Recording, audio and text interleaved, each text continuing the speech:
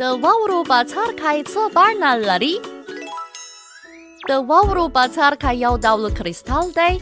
په اسمان کې د بخار په یخ کېدو سره رامنځته کېږي او د اورښت یو ډول جامده بڼه بلل کېږي. د واورو بڅرکي همېشه مسدسي شکل غوره کوي او ډېر ښکلي ښکاري. د واورو د یوه بڅرکي اندازه معمولاً له 0.05 ملي مترو څخه تر 4.6 ملي مترو پورې وي. د واورو بڅرکي ډېر کوچني، سپک او په زړه پورې دي او جوړښت یې ټول منظم مسدسي وي.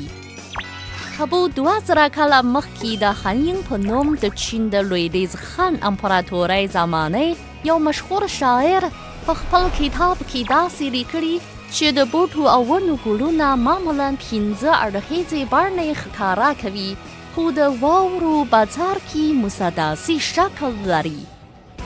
دا د نړۍ په علمي تاریخ کې د واورو د بڅرکي د شکل په اړه د متن لومړی ریکارډ دی.